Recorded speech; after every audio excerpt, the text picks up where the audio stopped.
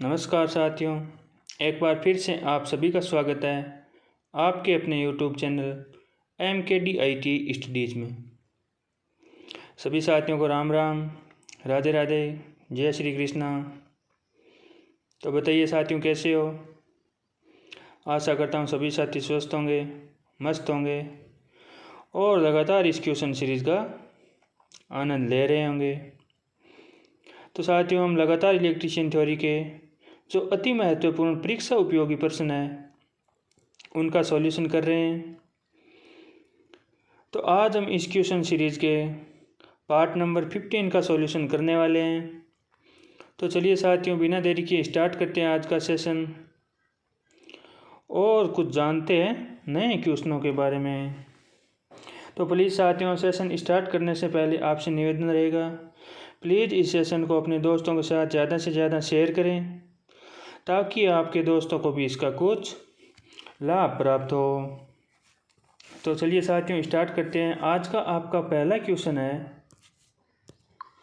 Electronics और test circuit डिजाइनों के अस्थायी प्रोटोटाइप के लिए निम्न में से कौन सा सोल्डरेट डिवाइस है जो हम काम में लेते हैं? बताइए साथियों, इलेक्ट्रॉनिक्स और टेस्ट सर्किट डिजाइनों के लिए अस्थायी प्रोटोटाइप के लिए इनमें से कौन सा सोल्डरेट डिवाइस है जो हम काम में लेते हैं? ऑप्शन ए है लग बोर्ड, ऑप्शन बी है प्रिंटेड सर्किट बोर्ड यानी पीसीबी, ऑप्शन सी है ब्रेड बोर्ड और ऑप्शन डी है आपका आईलेट बोर्ड और ऑप्शन ई है आपका टूरेट बोर्ड। अब बताइए साथियों, इलेक्ट्रॉनिक सर्किटों के लिए हम इनमें से कौन सा अस्थायी प्रोटोटाइप के रूप में काम में लेते हैं? तो साथियों, बिना देरी किए इस क्वेश्चन का जो आंसर है वो कमेंट बॉक्स में ज़रूर टाइप करें। तो साथियों, इस क्वेश्चन का जो आपका सही आंसर रहने वाला है वो है ऑप्शन नंबर सी यानी ब्रेड बोर्ड है जो आपका वो हम है जो इलेक्ट्रॉनिक और टेस्ट सर्किटों में अस्थायी प्रोटोटाइप के रूप में काम में लेते हैं। ब्रेड बोर्ड है जो आपका ये क्या है, सोल्डरेट डिवाइस है, ध्यान रखना साथियों, सोल्डरलेस डिवाइस है।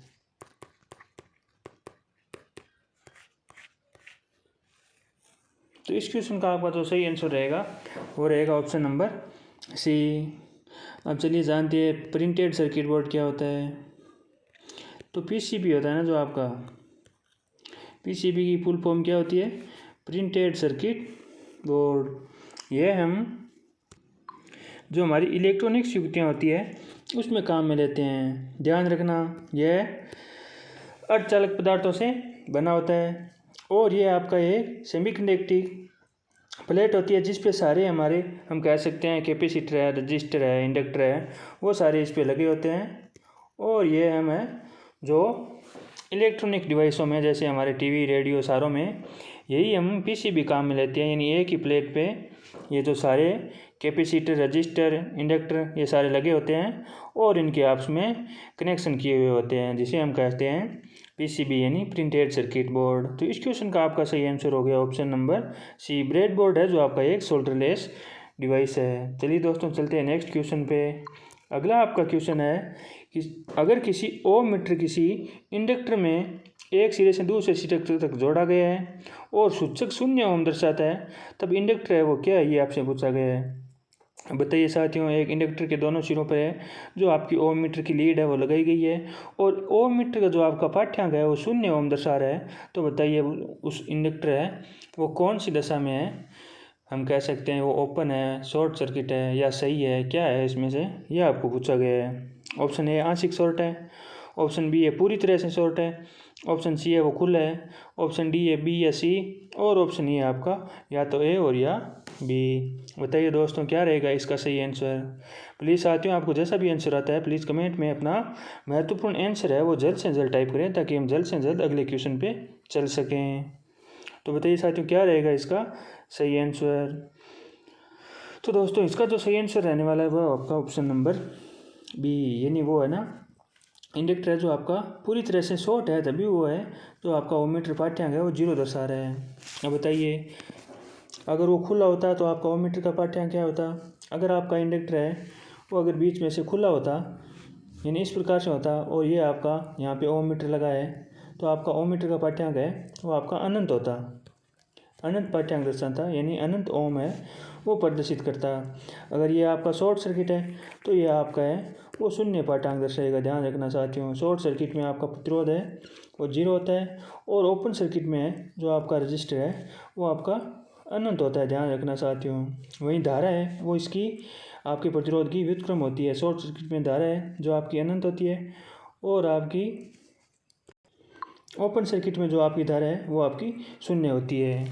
तो साथियों ध्यान रखना, अगर आपका ओममीटर है वो इस इंडक्टर की इस स्थिति में अगर आपका शून्य ओम दर्शा रहा है तो इंडक्टर है वो आपका पूरी तरह से शॉर्ट है, यानी वो इंडक्टर है जो आपका उपयोगी या उपयोग में लेने के लिए योग्य नहीं है। तो इस क्वेश्चन का आपका सही आंसर हो गया ऑप्शन नंबर बी। चलिए दोस्तों चलते हैं नेक्स्ट क्वेश्चन पे। प्लीज़ साथियों इस सेशन को अपने दोस्तों के साथ ज़्यादा से ज़्यादा शेयर करें।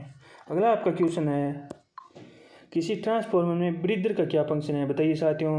इस प्रकार का क्वेश्चन है, हमारे पिछले सेशनों में भी आ चुका है। तो ये क्वेश्चन आपका गलत नहीं होना चाहिए, किसी भी प्रकार में आपका ये क्वेश्चन गलत नहीं होना चाहिए। इसका सही आंसर है वो जल्द से जल्द है जो आप अपने कमेंट बॉक्स में टाइप करें।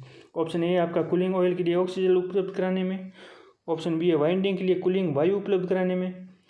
ऑप्शन सी है जब बाह्य वायु ट्रांसफार्मर में प्रवेश करती है तब नमी के प्रवाह को रोकने के लिए।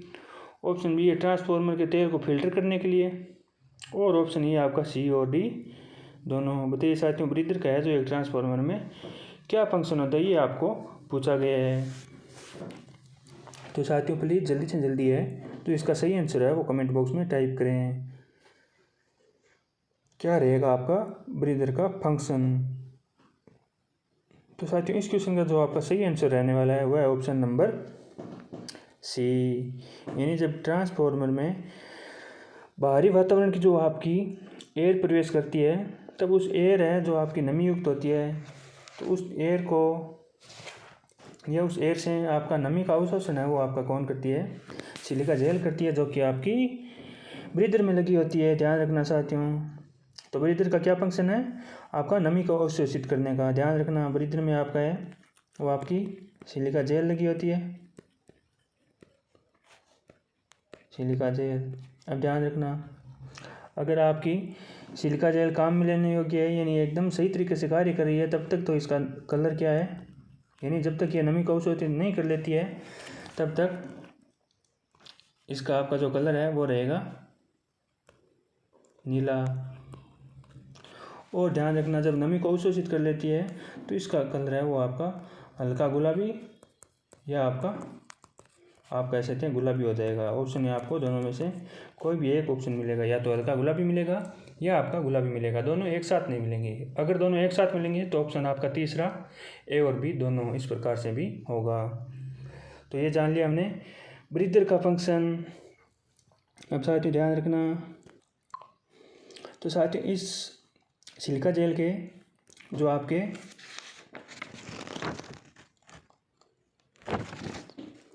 कलर के लिए जो आपका उत्तरदायी कारक होता है ना वो होता है कोबाल्ट क्लोराइड। ध्यान रखना साथियों, ये क्वेश्चन भी आपको एग्जाम में पूछा जा सकता है, यानी आपके सिलिका जेल के कलर के लिए आपका उत्तरदायी कलर है जो इनमें से कौन सा है, या उत्तरदायी कारक है जो आपका क्या है, तो आपका आंसर क्या होगा कोबाल्ट क्लोराइड। इसके कारण है जो आपका सिलिका जेल का रंग परिवर्तित होता है। तो ध्यान रखना साथियों इस क्वेश्चन का आपका सही आंसर हो गया ऑप्शन नंबर सी, यानी जब बाह्य वायु ट्रांसफार्मर में प्रवेश करती है तब नमी के प्रवाह को रोकने के लिए हम ब्रीदर का काम में लेते हैं, और ब्रीदर में आपकी सिलिका जेल लगी होती है। तो चलिए दोस्तों चलते हैं नेक्स्ट क्वेश्चन पे।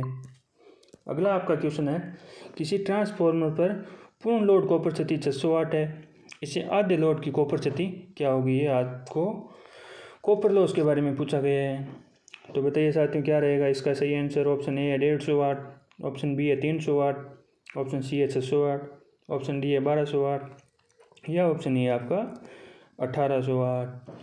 तो बताइए साथियों अगर आपको कॉपर लॉस का फॉर्मूला याद है तो आप इस क्वेश्चन को इजी वे में 5 या 10 सेकंड में कर सकते हो। अगर आपको फॉर्मूला याद नहीं है तो फिर आप कुछ नहीं कर सकते, चाहे कितने ही समय इस क्वेश्चन को लिए बैठे रहो आप इसको हल नहीं कर पाओगे। अगर आपको फॉर्मूला याद है तो ये मात्र 5 या 10 सेकंड का क्वेश्चन है।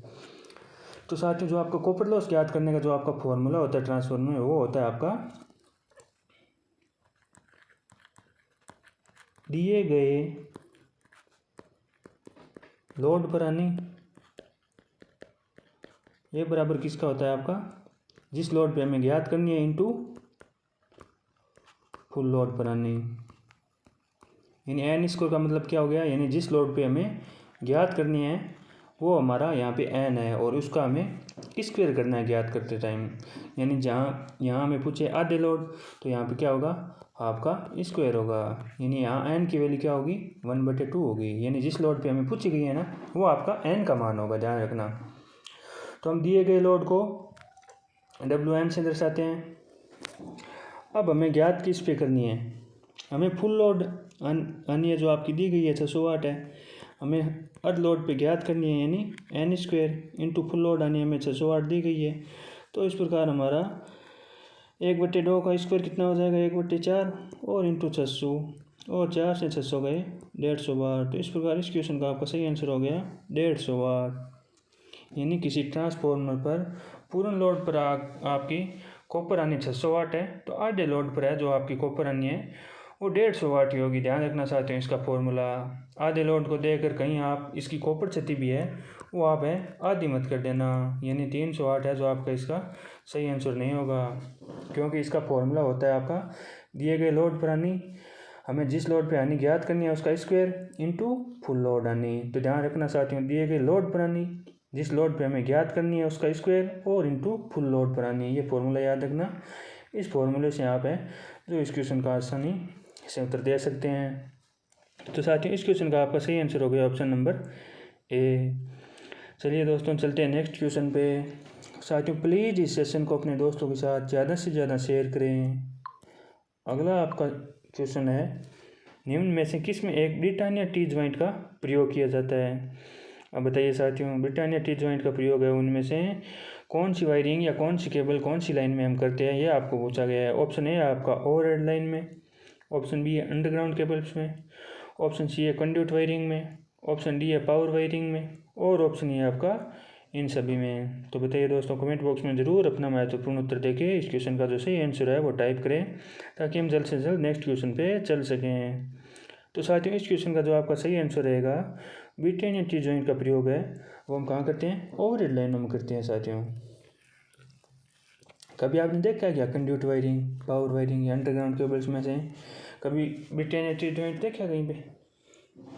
क्योंकि ब्रिटानिया टी जॉइंट का प्रयोग है वो हम जो हमारी और एयर लाइन होती है ना उसमें से हम समकोण लाइन एक खींचने के लिए, नीचे समकोण लाइन खींचने के लिए जो हमें वो ब्रिटानिया टी जॉइंट का प्रयोग करते हैं। ध्यान रखना साथियों। तो ये हो गया आपका ब्रिटानिया टी जॉइंट का प्रयोग है वो हम ओवरहेड लाइनों में करते हैं, ये आपको ध्यान रखना चाहते हूँ। तो इस क्वेश्चन का आपको सही आंसर हो गया ऑप्शन नंबर ए। अगला क्वेश्चन है, निम्न में से क्या एक स्केलर मात्रा है। अब बताइए साथियों इनमें से कौन सी है जो आपकी अदिश राशि है। सरल शब्दों में आपसे पूछे तो इनमें से आपको अदिश राशि पूछी गई है। बताइए साथियों राशि आपकी दो प्रकार की होती है, एक होती है स्केलर और एक होती है वेक्टर। यानी एक होती है आपकी अदिश और एक होती है आपकी सदिश। यानी जिस राशि का दिशा के साथ साथ परिमाण भी हो उसे हम सदिश कहते हैं, और जिस राशि का केवल परिमाण हो उसे क्या कहते हैं हम, दिशा न हो उसे अदिश कहते हैं। केवल परिमाण हो उसे अदिश और परिमाण और दिशा दोनों उसे हम सदिश कहते हैं। तो इनमें से कौन सी आपकी अदिश राशि है ये आपको पूछा गया है। ऑप्शन ए आपका इलेक्ट्रिक फील्ड तीव्रता, ऑप्शन बी है इलेक्ट्रिक विस्थापन घनत्व, ऑप्शन सी है विद्युत विभव, ऑप्शन डी है बल और ऑप्शन ए आपका इलेक्ट्रिक करंट। बताइए दोस्तों इस क्वेश्चन का क्या रहेगा सही आंसर। अपना महत्वपूर्ण उत्तर है जो कमेंट में ज़रूर टाइप करें। तो साथियों इस क्वेश्चन का जो आपका सही आंसर रहने वाला है, यानी इनमें से जो आपकी अदिश राशि है वो है आपकी विद्युत विभव और विद्युत करंट, ये दोनों ही आपकी अदिश राशि है। साथियों इसमें थोड़ा दोनों ऑप्शन है वो सदिश राशि के टाइप हो गए, यानी इस क्वेश्चन का जो आपका सही आंसर रहने वाला है वो कोई एक ऑप्शन है होगा, ये दोनों ऑप्शन है वो आपके इसके सही आंसर रहेंगे। यानी विद्युत विभव और इलेक्ट्रिक करंट है ये दोनों आपकी अदिश राशि होती है, और जो है आपकी इलेक्ट्रिक फील्ड तीव्रता, इलेक्ट्रिक विस्थापन घनत्व, बल, ये है जो आपकी सदिश राशियाँ होती है। ध्यान रखना चाहती हूँ। तो इसमें आपका सही आंसर रहेगा ऑप्शन सी और डी दोनों है। ये थोड़ा टाइपिंग मिस्टेक हो गया, इसके लिए क्षमा चाहता हूँ। इस क्वेश्चन का आपका जो सही आंसर रहने वाला है वो ऑप्शन सी और ई दोनों है, यानी विद्युत विभव और विद्युत करंट है, इलेक्ट्रिक करंट है, जो आपके दोनों ही अदिश राशियाँ हैं। बाकी ये इलेक्ट्रिक फील्ड तीव्रता, इलेक्ट्रिक विस्थापन घनत्व और बल, ये सारी है जो आपकी सदिश राशियाँ हैं। चलिए दोस्तों चलते हैं नेक्स्ट क्वेश्चन पे। अगला आपका क्वेश्चन है, निम्न में से किसे घटाने के लिए किसी ट्रांसफार्मर के कोर को लेमिनेट किया जाता है। अब बताइए साथियों, ट्रांसफार्मर की जो हमारी कोर होती है उसे हम लेमिनेट है वो किस उद्देश्य से करते हैं, ये आपको पूछा गया है। या कौन सी हानि को कम करने के लिए ट्रांसफार्मर की कोर को हम लेमिनेट करते हैं। ऑप्शन ए दे रखा है आपका एडी करंट क्षति यानी भंवरधारा हानि, ऑप्शन बी है हिस्टैरिसीस हानि, ऑप्शन सी है कॉपर हानि, ऑप्शन डी है आयरन क्षति और ऑप्शन ई है आपका इनमें से कोई नहीं। तो बताइए साथियों क्या रहेगा इसका सही आंसर। ट्रांसफार्मर में हम कोर को लेमिनेटेड है वो किस उद्देश्य से करते हैं, ये आपको पूछा गया है। तो साथियों इस क्वेश्चन का जो आपका सही आंसर रहने वाला है वो है option number A. Transformer core को हम लेमिनेटेड है वो हम भंवरधारा हानि कम करने के लिए करते हैं, जिसे हम क्या कहते हैं, एडी करंट क्षति कहते हैं। ध्यान रखना साथियों, भंवरधारा हानि कम करने के लिए हम कोर को लेमिनेटेड करते हैं और साथ साथ में यह भी ध्यान रखना है कि हिस्टैरिसीस हानि को कम करने के लिए हम इसमें उपयुक्त पदार्थ का प्रयोग करते हैं, यानी सिलिकॉन स्टील मिलाते हैं। ध्यान रखना साथियों। अब साथियों एक बात मैं आपको बताता हूँ, यह भी आपको ध्यान रखना चाहिए कि आपकी ट्रांसफार्मर कोर की है वो आप मोटाई कितनी रखते हैं। तो साथियों इसके लिए आपके दो प्रकार के आंसर रहेंगे, यानी जो आपका 50 हर्ट्ज आवृत्ति का जो आपका ट्रांसफार्मर होता है उसकी कोर की मोटाई है जो हम 0.25 mm से 0.35 mm रखते हैं, ध्यान रखना। और एक हम 25 हर्ट्ज आवृत्ति वाले ट्रांसफार्मर के लिए जो हम कोर की मोटाई है वो 0.50 mm रखते हैं, ध्यान रखना। जिसकी आवृत्ति कम होगी उसकी कोर की मोटाई है हम ज़्यादा रखेंगे साथियों। तो इस आंकड़े के बारे में भी आपको ध्यान रखना, ये डायरेक्ट फैक्ट है जो आपको एग्जाम में पूछ लिया जाता है। 50 हर्ट्ज फ्रीक्वेंसी के ट्रांसफार्मर के लिए हम कोर की मोटाई 0.25 mm से 0.35 mm और 25 हर्ट्ज फ्रीक्वेंसी के लिए हम कोर की मोटाई है वो 0.50 mm रखेंगे। तो इस क्वेश्चन का आपका सही आंसर हो गया ऑप्शन नंबर ए, यानी एडी करंट क्षति को कम करने के लिए ट्रांसफार्मर की कोर को लेमिनेटेड करते हैं और आपकी हिस्टैरिसीस लॉस को कम करने के लिए हम उसमें सिलिकॉन की मात्रा मिलाते हैं। चलिए दोस्तों चलते हैं नेक्स्ट क्वेश्चन पे। ध्यान रखना साथियों, कॉपर क्षति याद करने के लिए हम कौन सा टेस्ट करते हैं।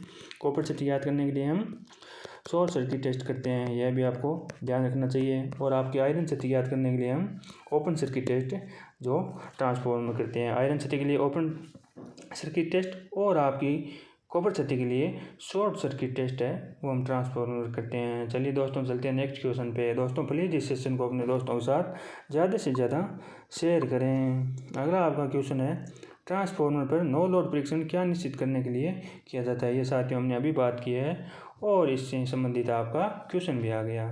बताइए साथियों, नो लोड परीक्षण इनमें से क्या ज्ञात करने के लिए करते हैं। ऑप्शन ए आपकी मैग्नेटाइजिंग करंट, ऑप्शन बी है आपका आयरन क्षति, ऑप्शन सी है और बी दोनों, ऑप्शन डी है ट्रांसफार्मर की क्षमता जांचने के लिए और ऑप्शन ई है आपका कॉपर क्षति।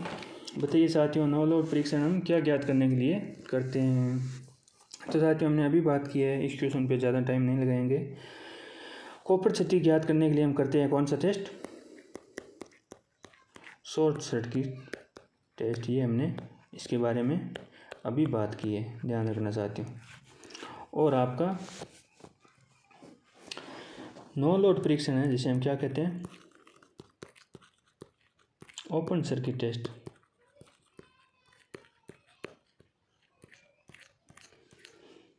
ओपन सर्किट टेस्ट है वो हम आयरन क्षति ज्ञात करने के लिए ज्ञात करते हैं, ध्यान रखना। और यहाँ पे आपका दे रखा है मैग्नेटाइजिंग करंट। तो मैग्नेटाइजिंग करंट जिसे हम कहते हैं चुंबकित और तो चुंबकित का गुण है जो हमें हिस्टैरिसीस हानि में देखने को मिलता है।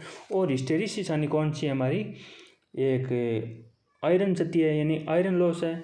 तो इस प्रकार हम कह सकते हैं कि ट्रांसफार्मर पर है जो आपका नो लोड परीक्षण है वो मैग्नेटाइजिंग करंट और आयरन क्षति दोनों ज्ञात करने के लिए किया जाता है। तो इस प्रकार इस क्वेश्चन का जो आपका सही आंसर रहने वाला है वह ऑप्शन नंबर सी, ए और बी दोनों। ध्यान रखना साथियों, इसका सही आंसर होगा ऑप्शन नंबर ए और बी दोनों। अब आप पूछोगे सर ऐसा कैसे होगा, आपका ऑप्शन नंबर सी ऐसे कैसे होगा, मैग्नेटाइजिंग करंट कैसे होगा।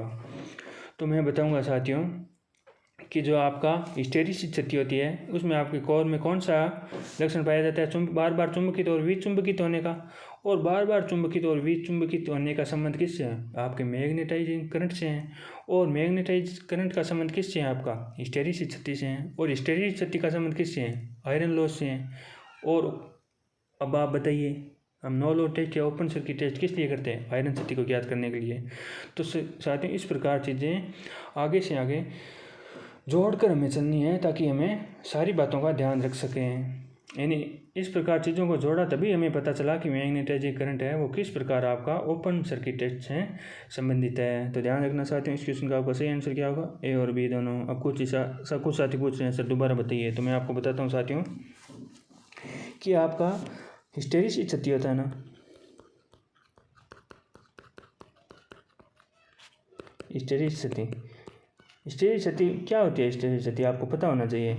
इसमें आपके ट्रांसफार्मर की कोर में है जो बार बार है वो चुंबकन विचुंबकन की क्रिया होती है। अब ध्यान रखना, चुंबकन विचुंबकन की क्रिया किससे संबंधित है, वो आपकी मैग्नेटाइजिंग करंट से संबंधित है साथियों। अब ध्यान रखना, मेरी बात को ध्यान से सुनना, एक से एक आगे बात को जोड़ते हुए चलना ताकि हम इस क्वेश्चन के प्रॉपर आंसर को पूरी तरह से समझ सकें।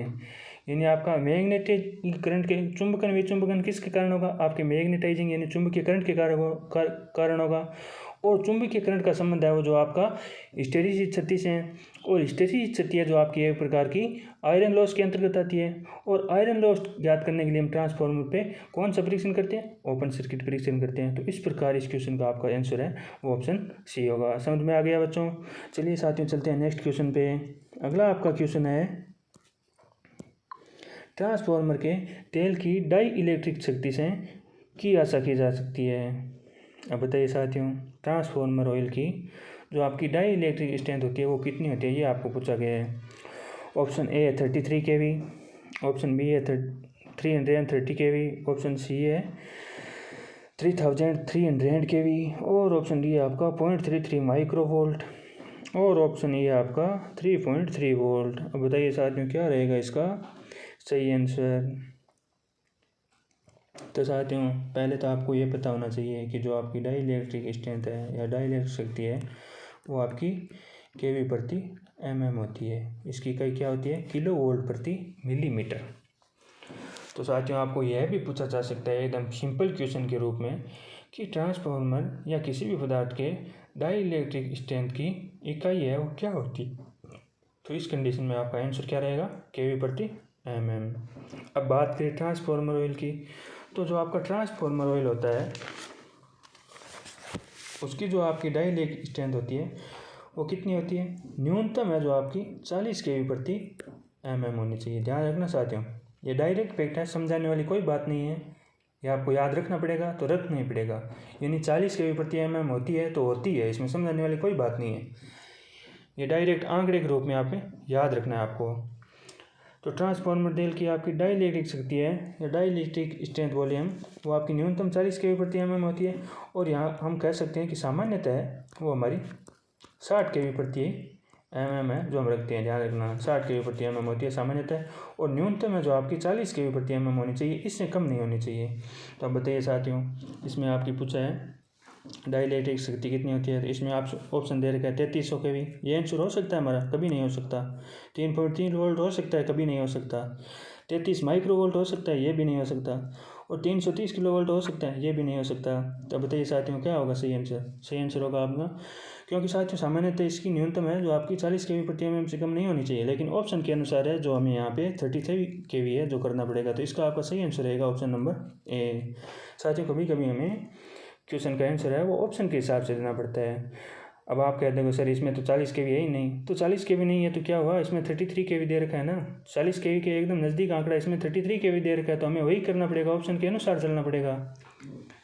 यहाँ पे ये थोड़ी कह सकते हैं कि इसमें 40 kV प्रति mm नहीं है। तो इस क्वेश्चन का आपका सही आंसर रहेगा ऑप्शन नंबर ए। ध्यान रखना साथियों, न्यूनतम है जो आपकी 40 kV प्रति mm से कम नहीं होना चाहिए, और सामान्यतः आपकी 60 kV प्रति mm से 60 kV प्रति mm है जो हम ट्रांसफार्मर ऑयल की डाई इलेक्ट्रिक स्ट्रेंथ है जो देखने को मिलती है। अब साथियों ट्रांसफार्मर ऑयल के बारे में आपको और क्या जानकारी होनी चाहिए ये मैं आपको बताता हूँ कि साथियों आपका पहले तो आपको ये पता होना चाहिए जो आपका ट्रांसफार्मर ऑयल होता है उसका कार्य क्या होता है। ध्यान रखना साथियों, बात करते हैं ट्रांसफार्मर ऑयल का, क्योंकि ट्रांसफार्मर चैप्टर है जो भी आपका अति महत्वपूर्ण चैप्टर है। लगभग सारी एग्जाम्स में इस ट्रांसफार्मर चैप्टर से आपका वेटेज इसका ज़्यादा ही रहता है, क्योंकि इससे बार बार क्वेश्चन पूछे जाते हैं। तो ध्यान रखना साथियों, ट्रांसफार्मर ऑयल का जो आपका एक तो कार्य होता है, जो आपकी ट्रांसफार्मर वाइंडिंग होती है उसका शीतलन के रूप में, यानी उसको ठंडा रहता है, और एक ही है कुचालक का भी कार्य करता है। तो ध्यान रखना इसका काम क्या हो गया, शीतलन और इंसुलेशन का हो गया। और बात करें ट्रांसफार्मर के ऑयल में हम कौन सा काम में लेते हैं, खनिज तेल काम में लेते हैं। आजकल है जो हम ट्रांसफार्मर में वो सिंथेटिक ऑयल काम में लेते हैं। ध्यान रखना साथियों, ये जो सारी चीज़ें मैं लिखा रहा हूँ ये आपके माइंड में सेट हो जानी चाहिए, क्योंकि इन्हीं में से आपका क्वेश्चन आने वाला एग्जाम में। सिंथेटिक ऑयल है जो आजकल हम ट्रांसफार्मर में काम में लेते हैं।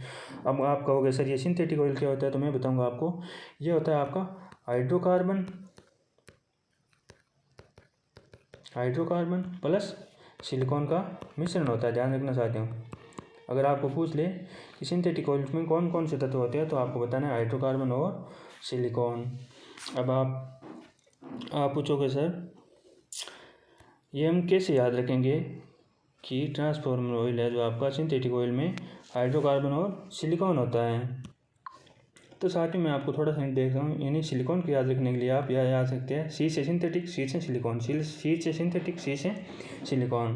तो आप कह सकते हैं सिंथेटिक ऑयल में है जो हम हाइड्रोकार्बन है और सिलिकॉन तत्व है जो आपके मिलकर सिंथेटिक ऑयल का निर्माण करते हैं। साथ ही ध्यान रखना, अब आपको ध्यान रखना चाहिए साथ ही जो ट्रांसफार्मर ऑयल का है वो आपका एक होता है प्योर पॉइंट, जिसे हम कहते हैं बहाव बिंदु, यानी कितने डिग्री तापमान पर है जो ट्रांसफार्मर ऑयल का है जो एक बहाव का गुण दर्शाता है, वो होता है आपका 9 डिग्री सेंटीग्रेड।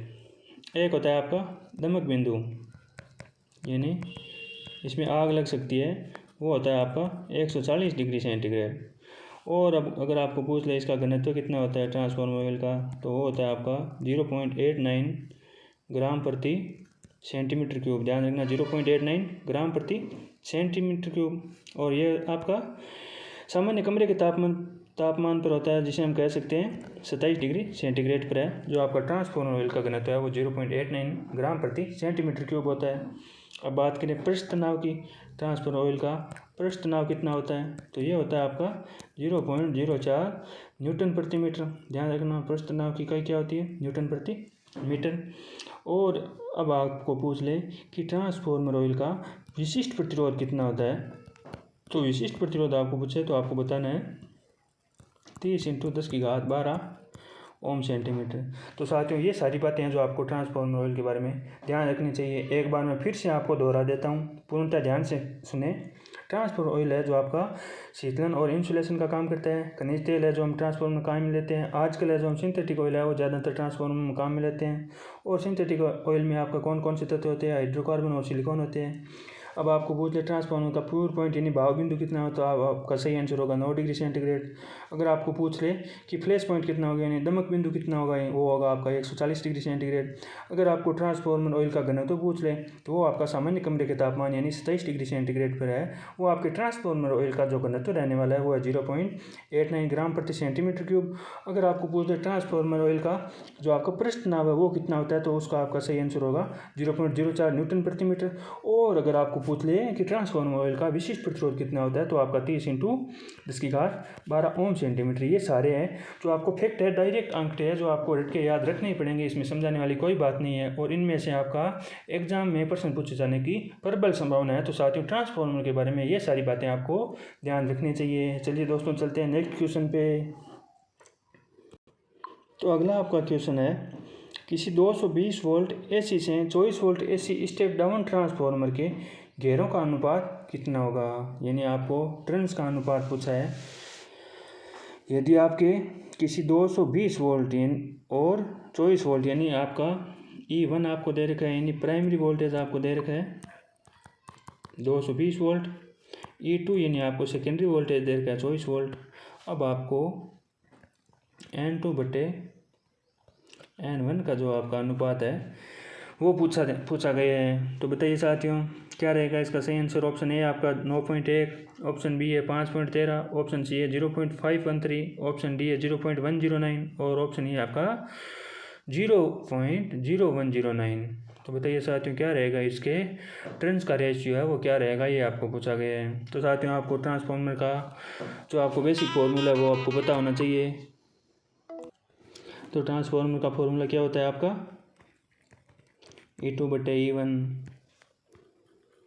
N2/N1 और I1/I2। इसी प्रकार आपका Z2/Z1 ये आपका इम्पीडेंस है जो आपका अंडररूट में रहता है। तो इस फॉर्मूले से हम है जो इसके टर्म्स का रेशियो निकाल सकते हैं, यानी E2/E1 यानी जिस प्रकार आपका वोल्टेज का रेशियो रहेगा वही आपका टर्न्स का रेशियो रहेगा।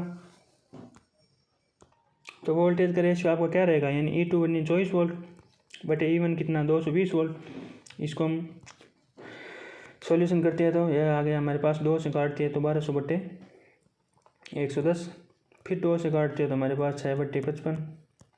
अब हम 6 में जब 55 का भाग लगाएंगे तो हमारे पास कितना आ जाएगा, हमारे पास आ जाएगा 0.109। तो ध्यान रखना चाहती हूँ इस क्वेश्चन का जो आपका सही आंसर रहने वाला है वह ऑप्शन नंबर डी, यानी किसी ट्रांसफार्मर की प्राइमरी में आपके पास 220 वोल्ट है और सेकेंडरी में आपके 24 वोल्ट है, यानी स्टेप डाउन प्रकृति का जो आपका ट्रांसफार्मर है उसमें अगर आपको टर्न्स का रेशियो पूछेंगे तो इस कंडीशन में आपका टर्न्स का रेशियो रहने वाला है 0.109। यानी जिस प्रकार आपका EMF का रेशियो रहता है उसी प्रकार आपका टर्न्स का भी रेशियो रहता है, क्योंकि ट्रांसफार्मर के फॉर्मूले के अनुसार हम कह सकते हैं कि E2/E1 बराबर क्या होता है N2/A1 होता है। तो इस प्रकार आपका सही आंसर हो गया ऑप्शन नंबर डी 0.109। और साथियों ट्रांसफार्मर के बारे में ये आपको फॉर्मूला है जो ज़रूर याद रखना चाहिए, E2/E1 बराबर N2/A1 बराबर, ध्यान रखना यहाँ पे I2/I1 नहीं होता है, I1/I2 होता है और इसके बराबर होता है आपका Z2/Z1। ये आपका जो होता है इम्पीडेंस है जो अंडररूट में होता है। ध्यान रखना साथियों ये फॉर्मूला ट्रांसफार्मर का, क्योंकि इससे बार बार एग्जाम में क्वेश्चन पूछे जाते हैं। तो चलिए दोस्तों चलते हैं नेक्स्ट क्वेश्चन पे। दोस्तों प्लीज़ इस सेशन को अपने दोस्तों के साथ ज़्यादा से ज़्यादा शेयर करें। अगला आपका क्वेश्चन है, एक ट्रांजिस्टर में डिप्लेशन परतों की संख्या कितनी होती है, बताइए साथियों। एक ट्रांजिस्टर में जो आपकी डिप्लेशन लेयर है वो कितनी होती है ये आपको पूछा गया है। तो साथियों आप देख सकते हो कि आपके लिए ट्रांजिस्टर है वो कितना महत्वपूर्ण है परीक्षा की दृष्टि से, क्योंकि ट्रांजिस्टर से बार बार है जो आपके प्रत्येक सेशन में क्वेश्चन आ रहे हैं। और ये सारे क्वेश्चन हैं जो ऐसे नहीं है कि मैं मन मर्जी से लेके आ रहा हूँ, ये सारे क्वेश्चन हैं जो आपके प्रीवियस एग्जाम में पूछे गए क्वेश्चन हैं। तो साथियों आप देख सकते हो इलेक्ट्रॉनिक्स का वेटेज क्या है आपके एग्जाम्स में। तो आपको साथियों इलेक्ट्रॉनिक्स वो भी इलेक्ट्रीशियन के बराबर महत्व देना चाहिए, यानी उसे भी आप कंटिन्यू स्टडी करते रहिए। ऐसे नहीं है कि केवल आप इलेक्ट्रीशियन पे ही लगे रहे, इलेक्ट्रॉनिक्स को भी आपको बराबर वेटेज देना है। तो बताइए साथियों एक ट्रांजिस्टर में डिप्लेशन परतों की संख्या कितनी होती है। ऑप्शन ए आपका 2, ऑप्शन बी है 3, ऑप्शन सी है 4, ऑप्शन डी है 5 और ऑप्शन ई है इनमें से कोई नहीं। तो साथियों बताइए क्या रहेगा इसका सही आंसर। तो इस प्रकार साथियों मैं बताता हूँ आपको, आपका ट्रांजिस्टर होता है कुछ इस प्रकार, जिसमें होता है एमीटर होता है, बेस होता है और आपका कलेक्टर होता है। अब आप पूछोगे सर ये छोटे बड़े क्यों होते हैं, तो मैं आपको बताऊंगा। ये होता है आपका एमीटर, ये होता है बेस और ये होता है आपका कलेक्टर। साथियों इनकी डोपिंग के आधार पर भी इनके आकार है वो छोटा रहता है, क्योंकि बेस की डोपिंग है वो आपकी साथियों डोपिंग के आधार पर नहीं, इनका जो आकार है वो इस प्रकार फिक्स होता है कि आपका कलेक्टर है वो सबसे बड़ा होता है और आपका एमीटर है वो आपका बेस से बड़ा और कलेक्टर से छोटा होता है, और बेस है जो आपका सबसे छोटा होता है। ध्यान रखना साथियों। और बात करें डोपिंग की, तो डोपिंग आपकी सबसे कम डोपिंग है वो बेस की होती है और सबसे ज़्यादा है वो आपकी एमीटर की होती है, और मध्यम डोपिंग है जो आपकी कलेक्टर की होती है। ध्यान रखना साथियों। आकार पूछे तो आकार सबसे बड़ा कलेक्टर का, उसके बाद एमीटर का और उसके बाद बेस का। ध्यान रखना। अगर बात करें आकार की, तो आकार में आपके पास सबसे बड़ा कलेक्टर होगा, उसके बाद एमीटर होगा और उसके बाद आपका बेस होगा। अगर बात करें डोपिंग की, डोपिंग है वो सबसे ज़्यादा आपकी एमीटर की होगी, उसके बाद 2 नंबर पे आपका कलेक्टर होगा और उसके बाद आपकी बेस की होगी। ध्यान रखना, बेस का आकार भी सबसे छोटा होता है और बेस की डोपिंग भी आपकी सबसे कम रखी जाती है। तो इसमें आपको पूछा गया है डिप्लेशन परत, यानी हिंदी में आपको कहूँ तो आपको अवक्षय परत के बारे में पूछा गया है। तो अब बताइए अवक्षय परत है वो आपकी एक ट्रांजिस्टर में कितनी होती है। तो साथ में आपको इस पर दे रखी है, इसे बोलते हैं आपका डिफ्लेक्शन लेयर। यानी आप कह सकते हो ये जो आपका ईबीजे होता है, एक होता है आपका सीबीजे। अब आप पूछोगे सर ये क्या होता है, तो मैं बताऊंगा आपको कि ट्रांजिस्टर में 2 जंक्शन होते हैं। एक होता है आपका एमिटर बेस जंक्शन, जो ये जंक्शन होता है ना आपका, इसे कहते हैं एमिटर बेस जंक्शन क्योंकि ये एमिटर और बेस के बीच में है। और एक होता है आपका कलेक्टर बेस जंक्शन क्योंकि ये है आपका कलेक्टर और बेस के बीच में है। और यही आपकी है जो आपकी होती है अवक्षय परत होती है, यानी डिफ्लेक्शन लेयर होती है। तो ट्रांजिस्टर में कितने 2 जंक्शन ईबीजे और सीबीजे और 2 ही आपकी अवक्षय परत होती है जो एमिटर बेस के बीच होती है और एक आपकी होती है बेस और कलेक्टर के बीच होती है। तो ध्यान रखना चाहती हूँ अवक्षय परत और आपके जंक्शन का ध्यान रखना। ट्रांजिस्टर में ईबीजे और सीबीजे 2 जंक्शन होता है, एमिटर बेस जंक्शन और सीबीजे होता है कलेक्टर बेस जंक्शन। ध्यान रखना चाहती हूँ और 2 ही आपकी है जो आपकी अवक्षय परत होती है। तो इस क्वेश्चन का आपका सही आंसर रहने वाला है वो है ऑप्शन नंबर ए। एक ट्रांजिस्टर में डिप्लेशन लेयर की संख्या है वो आपकी 2 होती है।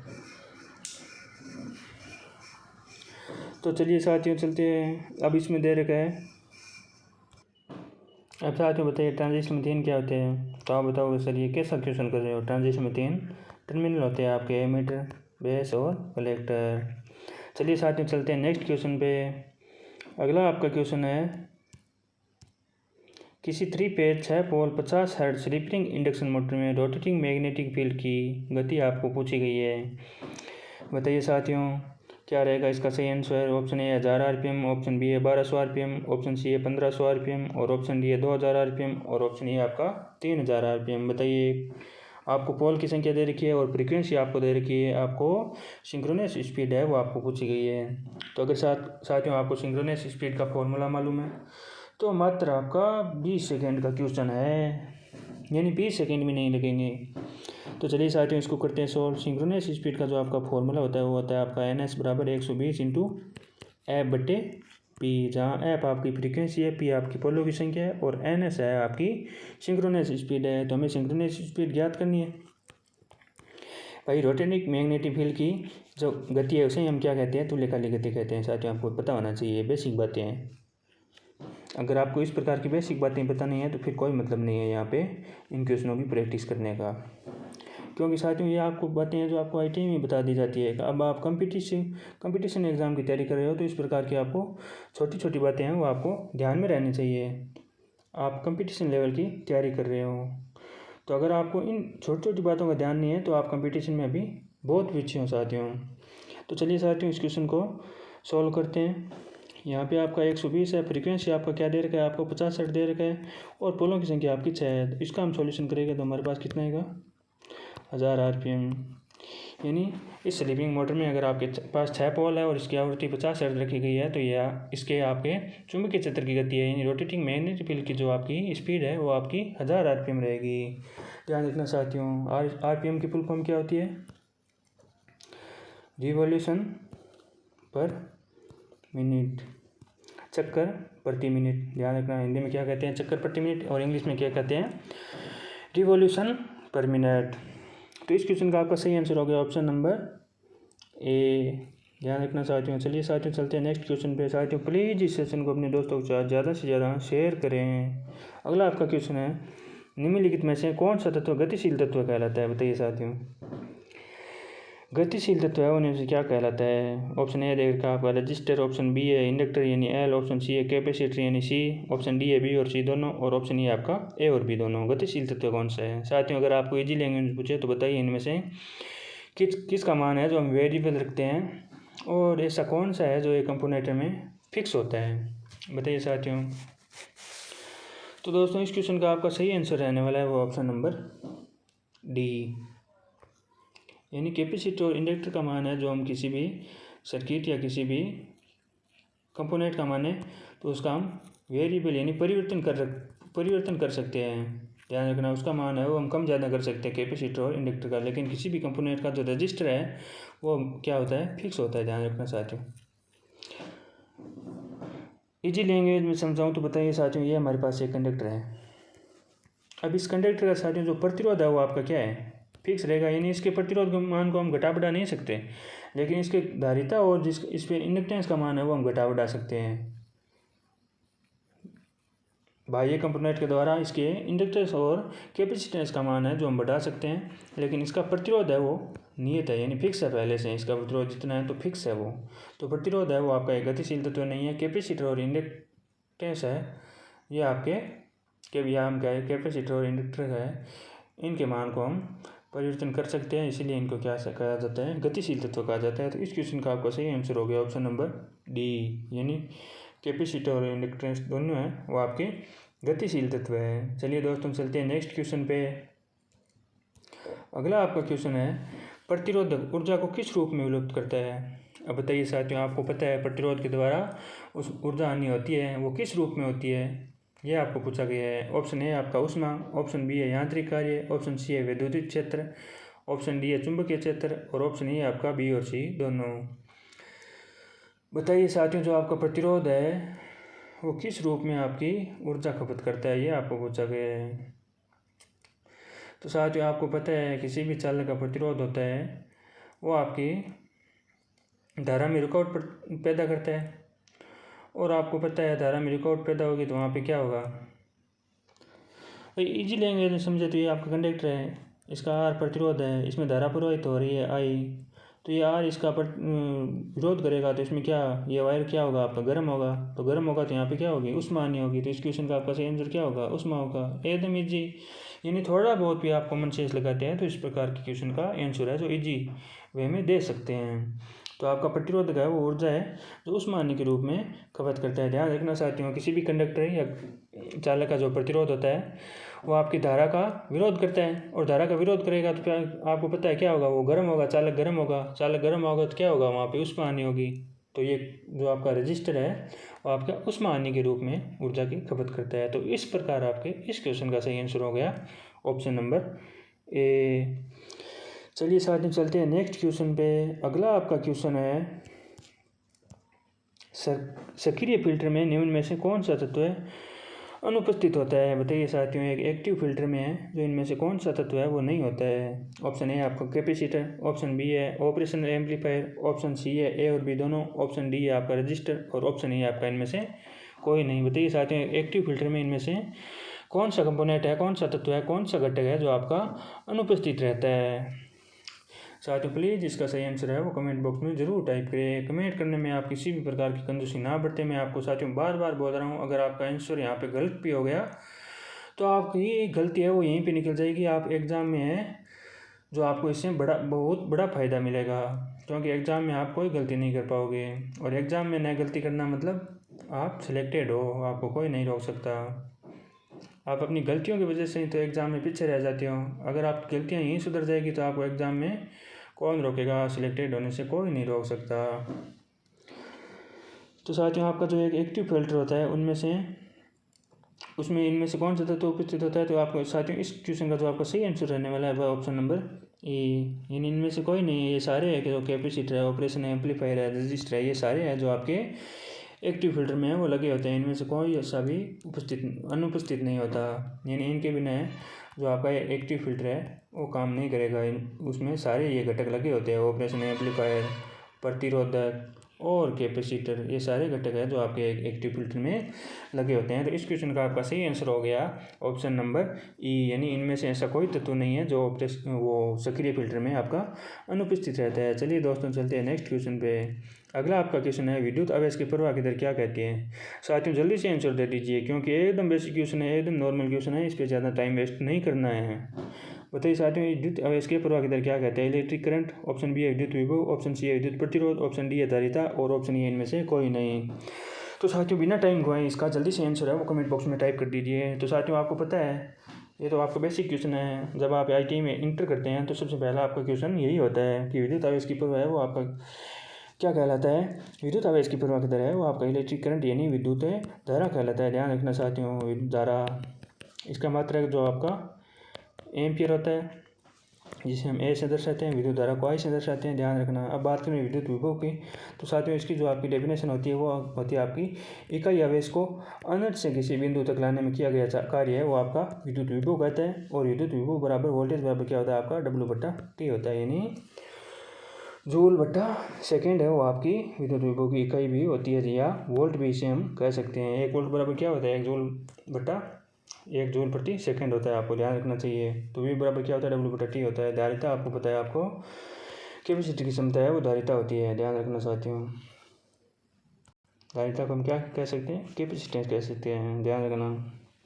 और विद्युत प्रतिरोध है जो आपका विद्युत मार्ग में बाधा या रुकावट पैदा करते हैं, जिसे हम R से दर्शाते हैं, और इसकी इकाई है जो आपकी ओम होती है, ध्यान रखना साथियों। तो इस प्रकार हमने इस क्वेश्चन के सारे ऑप्शनों पर विस्तृत चर्चा कर ली है, और इस क्वेश्चन का आपका सही आंसर आने वाला है वो ऑप्शन नंबर ए। विद्युत आवेश की प्रवाह की दर है वो आपका विद्युत धारा कहलाती है। चलिए दोस्तों चलते हैं नेक्स्ट क्वेश्चन पे। सॉरी साथियों, एक बात मैं भूल गया, धारिता को आपको पता है किस में मापते हैं, धारिता को हम मापते हैं फेरेड में। चलिए चलते हैं नेक्स्ट क्वेश्चन पे। अगला आपका क्वेश्चन रहता है कि 4 संयोजी इलेक्ट्रॉनों से कम परमाणु क्या होते हैं, बताइए। ऐसा परमाणु जिसकी बाह्यतम कक्षा में 4 से कम इलेक्ट्रॉन है उसे हम क्या कहते हैं, या उसे हम किस पदार्थ की श्रेणी में रखते हैं, ये आपको पूछा गया है। ऑप्शन ए आपका चालक, ऑप्शन बी है अचालक, ऑप्शन सी है अर्धचालक, और ऑप्शन डी है या तो ए और बी, और ऑप्शन ई आपका या बी या सी। अब बताइए साथियों क्या रहेगा इसका आपका सही आंसर। तो साथियों आपको पता है 4 संयोजी इलेक्ट्रॉनों से कम परमाणु होते हैं उसे हम चालक कहते हैं, यानी जो आपका एक कंडक्टर होगा उसकी बाह्यतम कक्षा में मुक्त इलेक्ट्रॉन होंगे जो आपके 4 से कम होंगे, ये आपको पता रहना चाहिए साथियों। अब बताइए अर्धचालक में कितने संयोजी इलेक्ट्रॉन होते हैं, तो आप बताओगे सर क्या सवाल पूछ रहे हो, एकदम इजी सवाल है। अर्धचालक की जो आपकी बाह्यतम कक्षा होती है उसमें संयोजी इलेक्ट्रॉनों की संख्या कितनी होती है आपकी 4 होती है। तो साथियों चालकों में जो आपका अगर आपको पूछ ले चालकों में कौन सा बंध पाया जाता है, तो चालकों में आपको ध्यान रखना है साथियों, चालकों में आपका पाया जाता है मेटेलिक बॉन्ड, यानी धात्विक बंध है वो आपका चालकों में पाया जाता है। चालकों में है या कुचालकों में है जो आपका कौन सा बंध पाया जाता है, इनमें आपका पाया जाता है आयनिक बंध, यानी हम कह सकते हैं कि अचालकों में आयनिक बंध पाया जाता है, चालकों में धात्विक, अचालकों में आयनिक, और अर्धचालकों में आपका सहसंयोजी बंध पाया जाता है, ध्यान रखना साथियों, सहसंयोजी बंध है। तो इन बंध के बारे में आपको ध्यान रखना चाहिए, चालक में धात्विक बंध, अचालक में आयनिक बंध, और अर्धचालक में आपका सहसंयोजी बंध पाया जाता है। तो साथियों इस क्वेश्चन का आपका सही आंसर हो गया 4 संयोजी इलेक्ट्रॉनों से कम परमाणु वाला जो आपका चालक कहलाता है। अचालक में 4 से ज़्यादा होते हैं, और अर्धचालक में आपके 4 इलेक्ट्रॉन होते हैं संयोजी कक्षा में, यानी बाहरी कक्षा में 4 इलेक्ट्रॉन होते हैं, वो आपका अर्धचालक होता है। 4 से ज़्यादा होता है अचालक, और 4 से कम हो तो आपका चालक कहलाता है। तो साथियों ये हमने बात कर ली चालक, अचालक और अर्धचालक की। और साथियों हमने बात कर ली चालक में आवेश वाहक क्या होता है, आपका इलेक्ट्रॉन होता है। अचालक में कोई आपका आवेश वाहक नहीं होता है। और अर्धचालक में बात करें तो आपके आवेश वाहक है जो इलेक्ट्रॉन और होल्स है वो दोनों होते हैं, ध्यान रखना। अर्धचालक में आपके 2 आवेश वाहक होते हैं, इलेक्ट्रॉन और होल्स, और चालक में आपका केवल 1 आवेश वाहक होता है, वो होता है आपका इलेक्ट्रॉन। और अचालकों में आपका कोई यानी आवेश वाहक नहीं होता है। चलिए दोस्तों चलते हैं नेक्स्ट क्वेश्चन पे। अगला आपका क्वेश्चन है एक विद्युत क्षेत्र किसका विक्षेपण कर सकता है। अब बताइए साथियों कौन सा कण, कौन सा रेंज है जिसका एक विद्युत क्षेत्र है वो विक्षेपण कर सकता है। ऑप्शन ए है गामा रेज, ऑप्शन बी है एक्स रेज, ऑप्शन सी है अल्फा कण, ऑप्शन डी है न्यूट्रॉन्स, ऑप्शन ई इनमें से कोई नहीं। बताइए साथियों क्या रहेगा इसका सही आंसर। तो साथियों इस क्वेश्चन का जो आपका सही आंसर रहने वाला वो ऑप्शन नंबर सी, यानी एक विद्युत क्षेत्र है जो आपके अल्फा कणों का है जो विक्षेपण कर सकता है, ध्यान रखना साथियों। और इस प्रकार का जो आपका विद्युत क्षेत्र से संबंधित अल्फा कणों का जो सिद्धांत है वो आपका किसने दिया था, कूलाम ने दिया था, ध्यान रखना साथियों। ये भी आपको पूछा जा सकता है कि विद्युत क्षेत्र किसका विक्षेपण कर सकता है, अल्फा कणों का जो विक्षेपण है वो कर सकता है, और इसके बारे में किसने बताया था, हमने कूलाम ने बताया था। ये क्वेश्चन आपको याद रखना है। तो इस क्वेश्चन का आपका सही आंसर हो गया ऑप्शन नंबर सी। चलिए साथियों बिना देरी के चलते हैं नेक्स्ट क्वेश्चन पे। प्लीज़ साथियों इस सेशन को अपने दोस्तों के साथ ज़्यादा से ज़्यादा शेयर करें। अगला आपका क्वेश्चन है निम्न पदार्थों में से किसकी उच्चतम विद्युत सुचालकता होती है, यानी इनमें से कौन सा है जो आपका सबसे अच्छा है विद्युत का चालक है, ये आपको पूछा गया है। ऑप्शन ए आपका इस्पात, ऑप्शन बी है एल्यूमिनियम, ऑप्शन सी है तांबा, ऑप्शन डी है चांदी और ऑप्शन ए आपका सोना। तो बताइए साथियों क्या रहेगा इसका सही आंसर। तो साथियों मुझे पता है कि आप लोगों को पता होगा, एकदम इजी क्वेश्चन है, ये ज़्यादा हार्ड क्वेश्चन नहीं है। तो बिना टाइम वेस्ट किए जल्दी से इसका आंसर है जो आप कमेंट बॉक्स में टाइप कर दें। तो साथियों इस क्वेश्चन का जो आपका सही आंसर रहने वाला है वो है ऑप्शन नंबर डी, यानी इनमें से जो आपका विद्युत सबसे अच्छा चालक है वो आपका चांदी। अब साथियों आपको चालकता क्रम ध्यान रखना चाहिए। तो आप पूछोगे सर कैसे याद रखें, हमें आता ही नहीं है। तो मैं बताऊंगा साथियों आपको एक ज़बरदस्त ट्रिक आपको याद रखनी है। शिकागो के आलू। अब आप कहोगे सर शिकागो के क्या आलू, शिकागो में तो मांस की सबसे बड़ी मंडी है। तो मैं आपको बताऊंगा साथियों मांस की बड़ी मंडी को भूल जाइए, आप ये याद रखिए शिकागो के आलू। अब इनसे आप पूछोगे सर कैसे याद रखेंगे चालकता क्रम में, आपको बताऊंगा साथियों। सी से मतलब हो गया आपका सिल्वर, जिसे हम कहते हैं चांदी, यानी सबसे ज़्यादा आपकी चालकता है वो आपकी चांदी की होती है। का से आगा हो गया कॉपर, जिसे हम कहते हैं तांबा। चांदी के बाद कॉपर के बाद आपका आएगा यहाँ पे सोना, ध्यान रखना। और सोना के बाद क्या आएगा आपका एल्यूमिनियम, ध्यान रखना साथियों।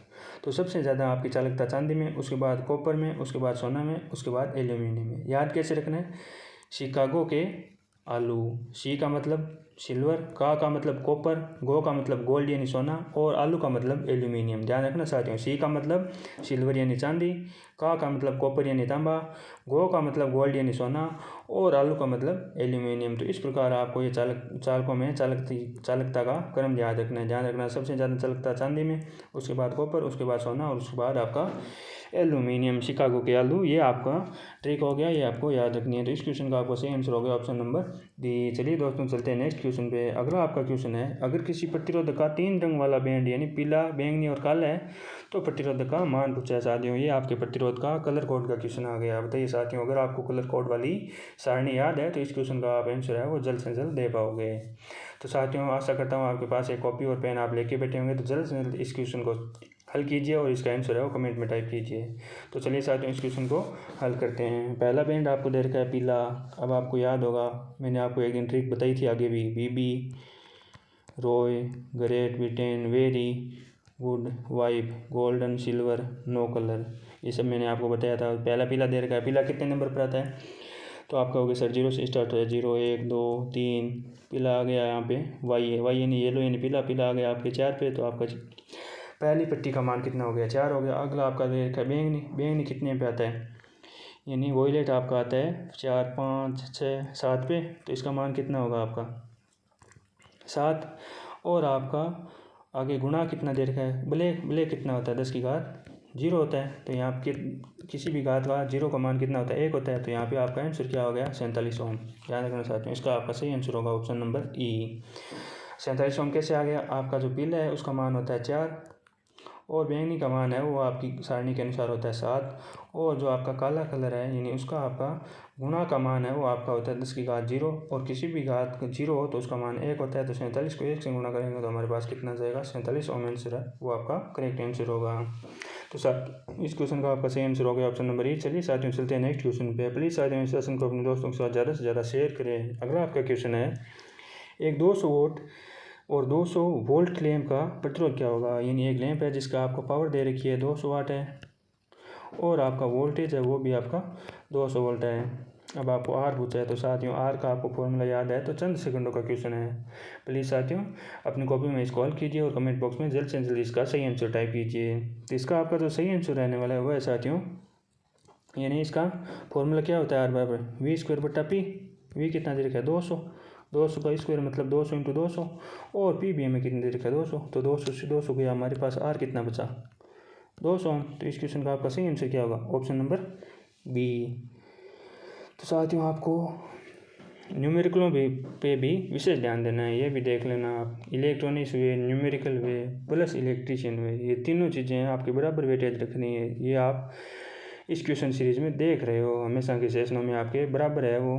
इलेक्ट्रॉनिक्स से भी उतने सवाल पूछे जाते हैं, उतने ही आपके न्यूमेरिकल होते हैं और उतने ही आपके इलेक्ट्रीशियन थ्योरी के क्वेश्चन होते हैं। तो आपको तीनों को बराबर लेके चलना है। तो इस क्वेश्चन का आपका सही आंसर हो गया 200 ओम। चलिए दोस्तों चलते हैं नेक्स्ट क्वेश्चन पे।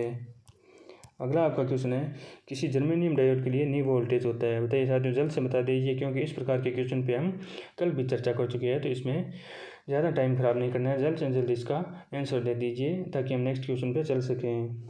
तो साथियों, आपका जर्मेनियम का जो नी वोल्टेज होता है वो आपका होता है 0.3 वोल्ट, और सिलिकॉन का मैं आपको कल भी बता चुका हूँ कितना होता है 0.7 वोल्ट। और आपका यानी जर्मेनियम और सिलिकॉन का तो आपको याद रखना है। अगर आपको क्या याद रह जाए तो अच्छी बात है। गैलियम आर्सेनाइड का है वो होता है आपका 1.2 से 1.3। लेकिन आपको सिलिकॉन और जर्मेनियम का तो याद रखना ही है। गैलियम आर्सेनाइड का याद हो तो ठीक है, नहीं हो तो कोई बात नहीं, लेकिन सिलिकॉन जर्मेनियम का आपको याद रखना है। तो इस क्वेश्चन का आपका सही आंसर होगा, यानी आपको जर्मेनियम का पूछा गया है तो आपका सही आंसर रहेगा ऑप्शन नंबर बी 0.3 वोल्ट। चलिए साथ में चलते हैं नेक्स्ट क्वेश्चन पे। अगला आपका क्वेश्चन है, यदि कोई कैपेसिटर 20 वोल्ट पर 0.3 कूलम का चार्ज वहन करता है तो इसकी धारिता क्या है। बताइए साथियों। ऑप्शन ए है 1.5 फेरेड, ऑप्शन बी है 0.15 फेरेड, ऑप्शन सी है 0.015 फेरेड, ऑप्शन डी है 15 माइक्रोफेरेड, और ऑप्शन ई है आपका 1.5 माइक्रोफेरेड। बताइए साथियों, अगर आपको वोल्टेज का मान आपको दे रखा है 20 वोल्ट है, और आपको क्यू का मान कूलम दे रखा है 0.3 कूलम है, और आपको धारिता पूछी गई है, तो बताइए साथियों धारिता का जो आपका फॉर्मूला है वो क्या रहेगा। तो साथियों आपको पता है क्यू बराबर क्या होता है, क्यू बराबर सी वी होता है। तो यहाँ सी बराबर क्या हो जाएगा, क्यू बटा वी हो जाएगा। क्यू का मान आपको कितना देगा 0.3, और वी का मान कितना देगा 20। तो जब हम इसको सॉल्यूशन करेंगे तो हमारे पास कितना आ जाएगा, तो इसका आपका सही आंसर हो जाएगा ऑप्शन नंबर सी 0.015 फेरेड है वो इसकी धारिता आ जाएगी। क्योंकि साथियों सी बराबर क्या होता है, क्यू बटा वी होता है। क्यू हमारे पास 0.3 दे रखा है, और आप वी का मान है 20 है। जब आप इसको सॉल्यूशन करोगे तो हमारे पास कितना आ जाएगा 0.015 फेरेड। तो इस क्वेश्चन का आपका सही आंसर हो गया ऑप्शन नंबर सी। चलिए दोस्तों चलते हैं नेक्स्ट क्वेश्चन पे। अगला आपका क्वेश्चन है, यदि एक संधारित्र को 484 यानी 484 एन के रूप में चिन्हित किया गया है तो इसका मूल्य कितना है। तो बताइए साथियों, आप कहोगे सर ये एकदम नया क्वेश्चन कहाँ से लेके आ गया, तो मैं कहूँगा साथियों नया नहीं है, बस आपने पढ़ा नहीं होगा। तो साथियों संधारित्र को इस प्रकार भी व्यक्त करते हैं, ये आज आपको पता चला होगा। इन 4 8 जो आपका जो पहले 2 अक्षर है वो आपके समान रहते हैं। जो आपका तीसरा अक्षर है वो आपकी 10 की घात को दर्शाता है, यानी 10 की घात कितनी है 4 है, और आपका एन है वो आपका पिकोफेरेड को दर्शाता है। तो ये आपका हो जाएगा 48 × 10 की घात 4। किस ऑप्शन में है, इसमें ऑप्शन ए में दे रखा है, तो आपका सही ऑप्शन होगा, सही आंसर होगा ऑप्शन नंबर ए, यानी पहले 2 अक्षर है जो आपके सेम रहते हैं जो भी आपको क्वेश्चन में दिए गए हैं। और अगला जो आपका तीसरा वो गुणा को प्रदर्शित करता है जो 10 की घात 4 है, यानी 10 की घात को प्रदर्शित करता है। और अगला आपका जो आपकी धारिता को प्रदर्शित करता है, धारिता किस में दे रखी है, तो एन है जो आपका पिकोफेरेड को दर्शाता है। तो इस प्रकार आपका सही आंसर रहेगा ऑप्शन नंबर ए, क्योंकि 10 की घात 4 है वो 48 के आगे 10 की घात 4 है जो आपकी ऑप्शन नंबर ए में दे रखी है। एन का मान आपका होता है पिकोफेरेड। तो इस क्वेश्चन का आपका सही आंसर हो गया ऑप्शन नंबर ए। चलिए साथियों चलते हैं नेक्स्ट क्वेश्चन पे। अगला आपका क्वेश्चन है, शॉर्ट सर्किट की दशा में किसी सर्किट में कितना करंट प्रवाहित होता है। बताइए साथियों, इस प्रकार के क्वेश्चन में हम चर्चा कर चुके हैं, तो बिना टाइम गवाए जल्द से जल्द इसका उत्तर कमेंट बॉक्स में टाइप कर दीजिए। तो साथियों आपको पता होगा जो आपका शॉर्ट सर्किट पर परिपथ होता है, शॉर्ट सर्किट परिपथ में आपकी धारा है वो आपकी अनंत होती है, और आपका प्रतिरोध है वो आपका 0 होता है। अब वहीं बात करें हम ओपन सर्किट में, तो ओपन सर्किट में आपकी धारा है वो आपकी 0 होती है, और ओपन सर्किट में आपका प्रतिरोध है वो आपका क्या होता है अनंत होता है। ये हमने बात कर ली शॉर्ट और ओपन दोनों की, ध्यान रखना। शॉर्ट सर्किट में धारा अनंत और ओपन सर्किट में प्रतिरोध अनंत। शॉर्ट सर्किट में प्रतिरोध 0 और ओपन सर्किट में धारा 0। तो इस क्वेश्चन का आपका सही आंसर रहेगा, यानी शॉर्ट सर्किट में है जो आपका धारा है उसका मान है अपरिमित होगा, यानी अनंत होगा। तो इस क्वेश्चन का आपका सही आंसर हो गया ऑप्शन नंबर सी। तो चलिए साथियों, ये हमने आज के सेशन के हमारे सारे क्वेश्चन है जो सॉल्व कर लिए। साथियों नंबर ऑफ क्वेश्चन कम भले ही हो, लेकिन हम प्रत्येक क्वेश्चन के बारे में विस्तृत चर्चा कर रहे हैं, प्रत्येक क्वेश्चन के सारे ऑप्शनों की विस्तृत चर्चा कर रहे हैं, जिससे हमारे पास नंबर ऑफ क्वेश्चन कम होने पर भी हम बहुत सारे क्वेश्चनों के बारे में नॉलेज प्राप्त कर रहे हैं। तो साथियों आज का सेशन हमारा यहाँ पे होता है समाप्त। मिलेंगे एक नए सेशन में, नए जोश, नए जुनून और नई उम्मीद के साथ अगले सेशन में, यानी हमारे इलेक्ट्रीशियन थ्योरी के पार्ट नंबर 16 में। तो चलिए साथियों, तब तक सभी साथियों को राधे राधे, राम राम, जय श्री कृष्णा। साथियों प्लीज़ इस वीडियो को अपने दोस्तों के साथ ज़्यादा से ज़्यादा शेयर करें ताकि आपके दोस्त भी इस क्वेश्चन सीरीज़ का कुछ लाभ प्राप्त कर सकें। और साथियों अपनी प्रतिक्रिया है वो कमेंट बॉक्स में अवश्य बताएं कि हमारे साथ इस क्वेश्चन सीरीज़ का जो आप हमेशा इस प्रकार के क्वेश्चनों का सॉल्यूशन कर रहे हैं आपको कैसा लग रहा है। यह क्वेश्चन आपके लिए कितने महत्वपूर्ण साबित होने वाले हैं यह साथियों आपको अपने कॉम्पिटिटिव एग्ज़ाम में पता चल जाएगा, क्योंकि साथियों ये सारे एग्ज़ाम क्वेश्चन है जो प्रीवियस एग्ज़ाम में आए हुए क्वेश्चन है और बार बार इसी प्रकार के क्वेश्चनों को आपके कॉम्पिटिटिव एग्ज़ाम में पूछा जाता है। तो प्लीज़ साथियों अपनी प्रतिक्रिया कमेंट बॉक्स में अवश्य दें ताकि हमें भी कुछ मोटिवेशन मिले, मोटिवेट हो और आपके लिए ऐसे अच्छे प्रश्न लेके हमें आपके बीच उपस्थित होते रहें। तो चलिए साथियों मिलते हैं नेक्स्ट सेशन में। इस वीडियो को प्लीज़ अपने साथ दोस्तों के साथ ज़्यादा से ज़्यादा शेयर करें और इस चैनल को अगर आपने अब तक सब्सक्राइब नहीं किया तो सब्सक्राइब कर लें, लाइक करें, शेयर करें और बेल आइकन प्रेस कर लें ताकि जब भी नया वीडियो अपडेट हो या अपलोड हो तो आपके पास तुरंत नोटिफिकेशन आ जाए। और साथ ही मैं आपको पहले भी बता चुका हूँ ये जो आपकी क्लास है वो हमेशा शाम को 6:45 यानी 6:45 बजे जो आपके यूट्यूब पे अपलोड कर दी जाती है। तो प्लीज़ साथियों हमेशा एक निश्चित टाइम पे अपनी रेगुलरिटी बनाए रखें और इस क्लास को नियमित रूप से लेते रहें साथियों। और साथियों एक बात यह भी ध्यान रखना कि मैं आपको पहले भी बता चुका हूँ जिन साथियों के इन क्वेश्चनों की 1-2 बार पहले प्रैक्टिस कर चुके हैं या थोड़ा बहुत भी अगर आपको इन क्वेश्चनों के बारे में नॉलेज है, आपको आते हैं, तो प्लीज़ साथियों आप इस सेशन को फास्ट मोड में अटेंड करें, अपना टाइम वेस्ट ना करें। मैं साथियों आपको बार बार बोला हूँ अगर आपको आ रहे हैं तो आप अपना टाइम वेस्ट ना करें, फास्ट मोड में इस सेशन को अटेंड ज़रूर करें ताकि आपका रिवीजन हो जाए और आपका टाइम वेस्ट भी नहीं हो। और जो साथी पहली बार इस चैनल के माध्यम से पढ़ रहे हैं या इस प्रकार के क्वेश्चन है जो पहली बार देख रहे हैं, पहली बार पढ़ रहे हैं, वो साथी पूर्णतः मनोयोग के साथ है जो इस सेशन को हमेशा अपने रेगुलर टाइम टू टाइम है जो अटेंड करें। आपको यह सेशन है वो कॉम्पिटिटिव एग्ज़ाम में बेहतर फ़ायदेमंद यानी बहुत ही फ़ायदेमंद होगा, ये मैं आपसे वादा करता हूँ। चलिए साथियों मिलते हैं एक नए वीडियो में, नए सेशन में, नई क्वेश्चन सीरीज़ के साथ। तब तक सभी साथियों को राधे राधे, जय श्री कृष्णा, राम राम, धन्यवाद साथियों।